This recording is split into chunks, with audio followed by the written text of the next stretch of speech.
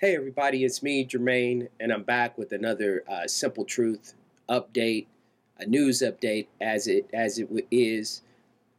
I just have a real simple question for you. Whatever happened to for the people, by the people?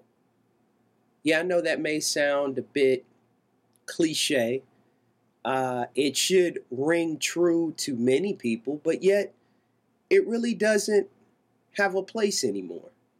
Because the situation that we find ourselves in today, as it relates to the government that we are under, I wouldn't want to even say a part of, that we are under, the leadership that we are under, has made its mind up and has carefully calculated what they want done. And no matter what a historical piece of paper says that we are entitled to as people of this land, it doesn't matter. After incidences like the Batman shooting in Colorado, after incidences like Sandy Hook Elementary, and the incident that happened just after Sandy Hook in New York, the sniper situation in New York. Has anyone paid attention that it seems that now that the issue of gun control has come about, there seems to be more so-called isolated incidences of gun violence that plays right into the hands of those that would have the Second Amendment changed, done away with, obliterated. Well, it seems as if the little bit of backlash that has come from those who find it wrong or unconstitutional to do away with the Second Amendment, well, it seems that we're going to just totally, and when I say we're, the government themselves are just going to totally do away with the process, and straight from the desk of the President of the United States, we will allow executive order to speak.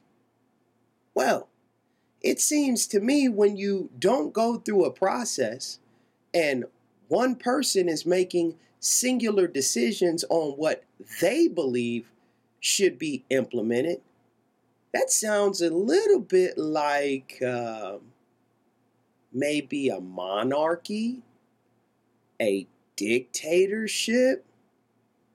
Wow. Is that where we have come to? It kind of reminds you, ladies and gentlemen, of back in the day when we were young and we were on the schoolyard and we were playing the fun and games that we played on the schoolyard.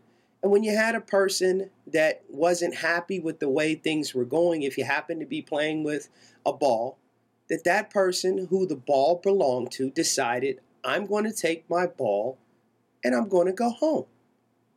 Well, it seems as if that's what's happening with the process, that because some who want a certain thing to happen in a certain way, and they are not getting the overwhelming support in the process as far as the government process, or just the popular acceptance of what they want to do.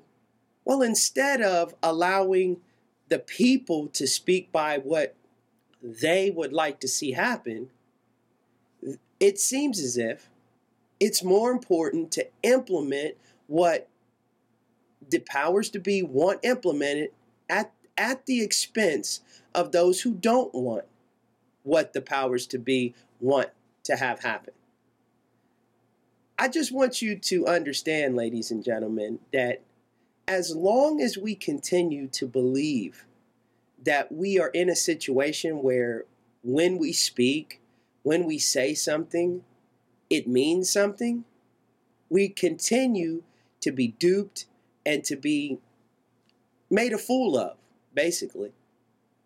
However, when your eyes are wide open and you can see what's going on, The simple truth of the whole matter is that you just make a decision not to participate, not to be a party to it. I want you to pay close attention to this video I'm going to put here, and I want to thank you for joining me for another episode of The Simple Truth. And as I always tell you, it's the simple things that are oftentimes the most profound, but yet they're the most difficult to put into practice and to actually do. Again, I want to thank you for joining me, and I'll see you, and you again real soon. My understanding is the Vice President's going to provide a range of steps that we can take to reduce gun violence. Some of them will require legislation. Some of them I can accomplish through executive action. And so I'll be reviewing those today, and as I said, I'll speak in more detail to what we're going to go ahead and propose later in the week. But I'm confident that there are some steps that we can take that don't require legislation and that are within my authority as president. Where you get a step that has the opportunity to reduce the possibility of gun violence, then I want to go ahead and take it. Well, I think, for example, how we are gathering data, for example, on guns that fall into the hands of criminals, and how we track that more effectively. There may be some steps that we can take administratively as opposed through legislation. As far as people lining up and purchasing more guns, I think that we've seen for some time now that those who oppose any common sense gun control or gun safety measures have a pretty effective way of ginning up fear on the part of gun owners that somehow the federal government's about to take all your guns away. And that there's probably an economic element to that. It obviously is good for business, but I think that those of us who look at this problem have repeatedly said that responsible gun owners, people who have a gun for protection, for hunting, for